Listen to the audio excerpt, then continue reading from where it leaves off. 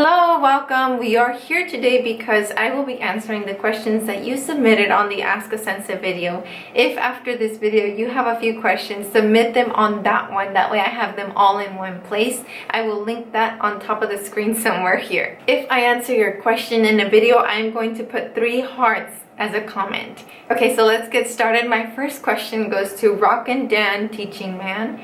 He has a successful YouTube channel as well. He asked me, which of your ukuleles do you like playing the most? There are so many different brands. Which one do you recommend for a beginner? Your videos are amazing. Well done. Thank you so much for the compliment. My favorite one to play is my Lanikai. Thank you, Kevin, for sending me these, by the way. My favorite one is the Lanikai tenor. That's my favorite to play, but I like bigger instruments. I play the baritone saxophone. Now, for a beginner, it kind of depends on what kind of beginner I'm dealing with.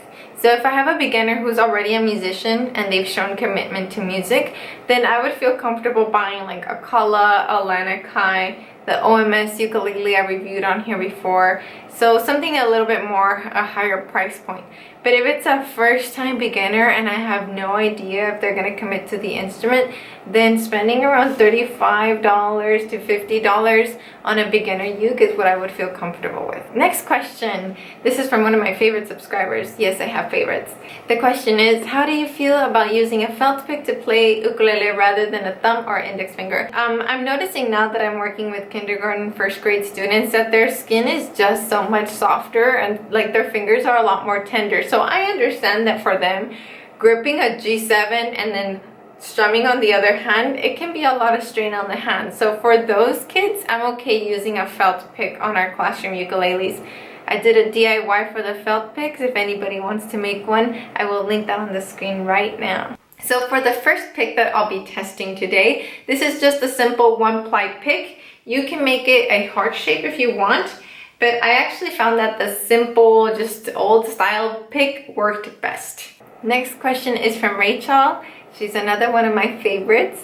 So Racheal asks, how do you know that you have graduated from beginner to intermediate? So the way that I know that my students have graduated from beginner to intermediate is that they've learned the top 20 most used chords on the ukulele and they have them memorized. If you don't know what those are, I will have a link in the description box below so that you can learn them. Okay, next question is from Shelby Grace. Shelby Grace asks, would you ever do weekly or monthly vlogs?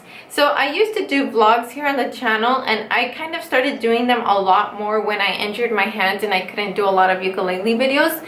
But now that my hand is okay, it's doing a lot better. It's still not 100%, but it's okay. So now that I've been okay, I haven't done vlogs, but let me know in the comments below if you would like for me to do vlogs. If so, let me know how often, because I really don't know what you guys want to see. So that would help me. Okay, this question is from Collin. Collin says, what is your favorite size of ukulele and do you like baritone ukulele or not? I love baritone ukulele. I would travel with it if I wasn't afraid that they were gonna throw it like in the cabin? No, with a baggage.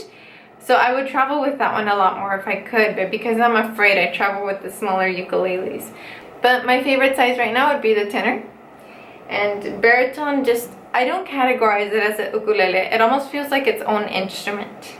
Okay, the next question is from Phil. He asks, how short do nails need to be on the left hand or the fretboard hand? As an example, my nails are short, but if I curl my knuckles and press down to a hard surface, my fingertips do not touch, my nails do. Do they need to be shorter? So mine, excuse the really bad nail job. I like to see my fingertip from the front of my hand. That's just my personal opinion. I don't know if you asked other ukulele players if they would agree. I like the first thing that touches to be the skin, not the nail. And whenever I have like longer nails and I'm trying to play, like if I don't have a nail trimmer around me, I just bite them off. I know it sounds so horrible, but I just want to keep that, like that very fingertip as the part that's touching the ukulele. Because once I start doing this, that means my nails are too long and that's just gonna give me muted chords and that's not good. So I like to keep mine super duper short. This next question is from Rush Kiss 2012. Okay, so they're asking if they can play E7 instead of E, because E7 is like much simpler to play. So it is okay sometimes. This could be a whole theory lesson on its own, but just to keep it really simple. If the song is in the key of A, then yes, you can usually substitute E7, but you're gonna have to listen to it very closely to make sure that you're not damaging the integrity of what the song is supposed to sound like. And the last question on this video is from Nia. That's a cute name. I'm having trouble chucking and muting when I strum. My hand sometimes slips, and I think it may have something to do with how I hold the ukulele. This is a great idea. I love how you care so much about your subscribers. It really means a lot. That's so sweet. Okay, so I'm going to try chucking with a soprano uke and a tenor uke, just so we can see the holding differences. I haven't really had to stop and compare myself, but now that you're asking, I really want to think about this. So let me get closer. Yeah, okay, so right now I'm holding the soprano, and I'm holding it like right there with this forearm here. Yeah, and I'm hitting with this, and then just to give it an extra click, I'm hitting with this nail. So for the tenor, I am holding the ukulele way down here to have my hand kind of still in the same location of the ukulele. So yeah, I think it does depend on the size. I personally like my hand to end up somewhere here. Now, a lot of you guys ask me how to chuck, and that's something that I don't know if I'm the best teacher to answer that, but I'm going to give you like a little baby lesson real quick. When my students want to learn how to chuck, I first want them to learn how to stop strumming. And the easiest way for me to get them to stop strumming is to literally just go like this. So what we'll do, like something easy like Three Little Birds, A chord, we're going to stop on 1 and 3 and strum up on 2 and 4. So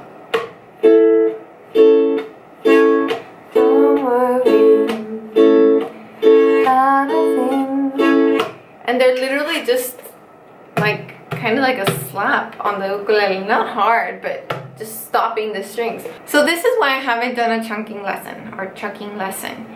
Now that I've taught for 5 years and I've had a lot of ukulele players, like over 800, I've learned that you can't teach everyone to do the same exact thing because everyone's hands are different. So as much as I would love to sit here and tell you this is exactly how to chuck, you could turn around and chuck beautifully with different form. I had a student named Jocelyn like 4 years ago who was really good at ukulele, but I could not get her to chuck downward. Her chuck was upward with this part of her hand. That's where she felt comfortable chucking. And I mean, it takes me work to do that. Like, I have to think about it because my chuck is over here. That just feels comfortable to me. So I guess my best recommendation that I have for you is to start slow. Chuck, strum, chuck, strum. And if that doesn't feel comfortable, try it downward. Chuck, strum, chuck, strum. Or stop like this. So yes, that's why I haven't done a chucking lesson. I know you guys have asked me a lot. It's not that I'm ignoring you, it's just that I don't know how to teach it here. I hope that you enjoyed this Ask a Sensei video. If you would like to see more, give this one a thumbs up. As always, thank you so much for watching. Please submit questions on that first video, and I will see you in the next one. Sayonara!